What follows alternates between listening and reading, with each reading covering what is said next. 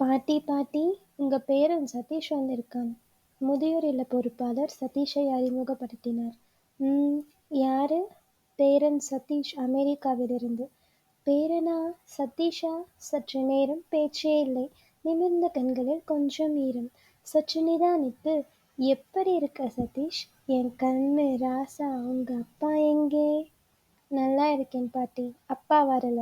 என் கூட வரதா இருந்தாரு. அப்புறம் ஆபீஸ்ல ஒரு அவசர வேலை. நான் மட்டும்தான் பாட்டி இப்ப வந்தேன். என்னப்பா? காது சரியா கேட்கலப்பா. அப்பா வரல பாட்டி. நான் மட்டும்தான் வந்தேன். 2 வருஷம் ஆச்சு பார்த்து. இங்கே சேர்ந்த பிறகு ஒரு தடவை வந்துட்டு போனான். எப்போ என் மகனை பார்ப்பேன்னு தோணுதுப்பா சதீஷ். தினம் உங்க நினைப்புதான் சதீஷ். ராத்திரி தூக்கமே வரமாட்டேங்குது.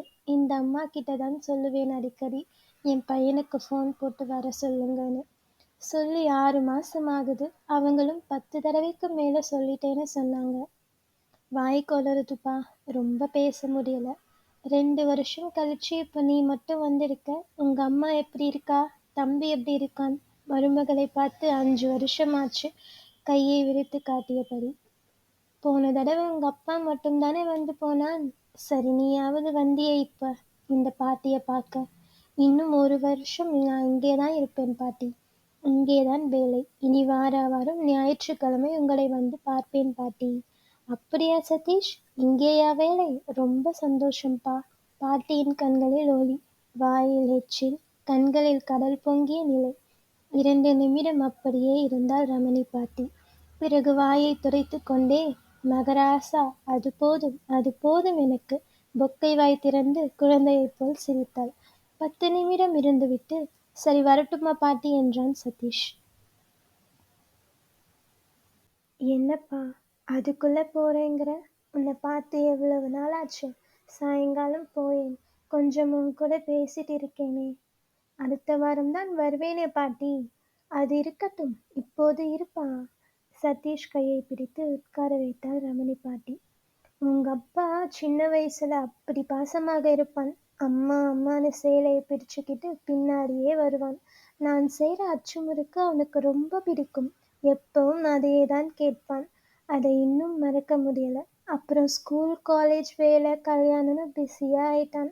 கல்யாணம் வரைக்கும் தினம் தினம் ஃபோன் பண்ணுவான். இப்ப என் கூட பேச நேரமில்லை அவனுக்கு. நீ அப்பா மாதிரி செய்யாதப்பா. அம்மா அப்பா கிட்ட உன் பாசம் குறையவே கூடாது. எவ்வளவு வேலை இருந்தாலும் வாரத்துக்கு ஒரு தடவையாவது ஃபோன் பண்ணி பேசிடணும். என்ன சதீஷ்? எப்பவும் அம்மா அம்மா தான், அப்பா அப்பா தான். உங்களுக்காக தான் அவன் இப்படி ஓடிக்கிட்டு இருக்கான். சதீஷ் பெருமூச்சு விட்டான். நானும் உங்க தாத்தாவும் கொஞ்சம் கொஞ்சமா சேர்த்து பார்த்து பார்த்து அந்த வீட்டை கட்டினோம். உங்க தாத்தா பையனுக்கு வேணும், பேரனுக்கு வேணும்னு அந்த வீட்டை கனவு வீடா கட்டினார்.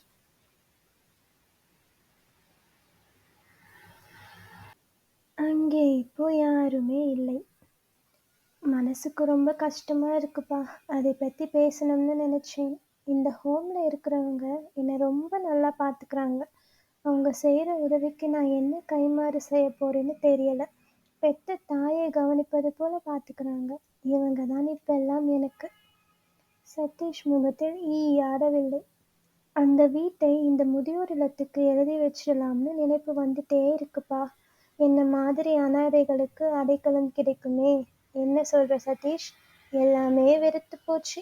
ஓடி ஓடி காசு சேர்த்து அர்த்தமே இல்லாத வாழ்க்கையா ஆயிடுச்சு. 80 வயசுல உங்க அப்பாவும் இப்படிதான் நினைப்பான். இப்ப புரியாது அவனுக்கு. அப்பாவுக்கு புரியும் பாட்டி. அடிக்கடி உங்களை பார்க்க போகணும்னு சொல்லிக்கிட்டு தான் இருப்பாரு. நான் உயிரோடு இருக்கும் வரைதானே வரப்போறான். கவலைப்படாதீங்க பாட்டி. சீக்கிரம் அப்பாவை வர சொல்றேன். சரிப்பா சதீஷ். உங்க அப்பா போட்டோ இருக்கா? காட்டேன். இப்ப எப்படி இருக்கான்? போட்டோலையாவது பார்க்கிறேன். சதீஷ் கைபேசியிலிருந்து காண்பித்தான். என்ன, முகத்தில் சுருக்கம் வந்துருச்சு? முடி கொஞ்சம் வெளுத்து இருக்கு. கடவுள் புண்ணியத்துல கண்ணு மட்டும் நல்லா தெரியுது எனக்கு. அவன் கல்யாண முகம் மட்டும்தான் எப்பவும் ஞாபகம். அதுவரைதானே என்னோட இருந்தான். கல்யாணம் முடிஞ்சு அமெரிக்கா போனவன்தான். அந்த முகமும் அந்த 10 வயது முகமுமே எப்பவும் வந்து போகுது. அவன் முகத்தைப் பார்க்கத்தான் இந்த உசுரு ஊசலாடிக்கிட்டு இருக்கு சதீஷ். சீக்கிரம் வருவார் பாட்டி, கவலைப்படாதீங்க. சரி பாட்டி, 5 மணி ஆச்சு, நான் கிளம்புறேன். ஞாயிற்றுக்கிழமை வரேன் பாட்டி. கிளம்புறியா சதீஷ்? சரி, போயிட்டு அடுத்த வாரம் வா. எழுந்திருக்க முயன்றாள் ரமணி பாட்டி. முடியவில்லை. சதீஷ் கையை பிடித்து பொக்கை வாயை சிரிக்க, அடுத்த வாரம் வா. உங்க அப்பாவை ஃபோன் போட்டு வர சொல்லு. சரி பாட்டி. அடுத்த ஞாயிற்றுக்கிழமை பாட்டியை பார்க்க சதீஷ் வந்தான். முதியோர் இல்லம் சற்று வித்தியாசமாகப்பட்டது. ஆங்காங்கே ஒரே கூட்டம். சதீஷ்க்கு ஒன்னும் புரியல.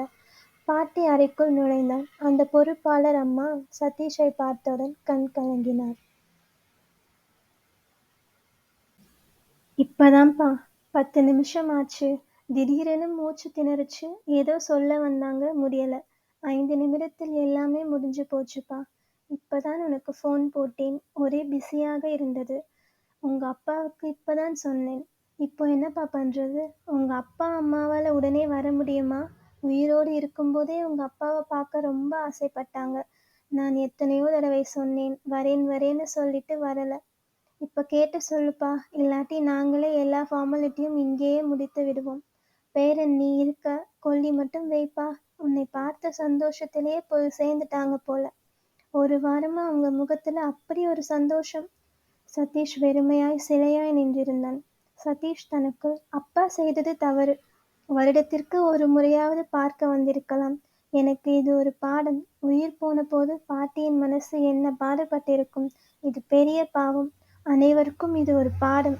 பாட்டியின் கடைசி ஆசைப்படி அந்த வீட்டை ரமணி பாட்டி முதியோர் இல்லமாக மாற்றுவதால் அவரின் ஆன்மா சாந்தியடையும். சடலத்தை பார்க்க இனி அப்பா வந்து ஒரு பயனும் இல்லை.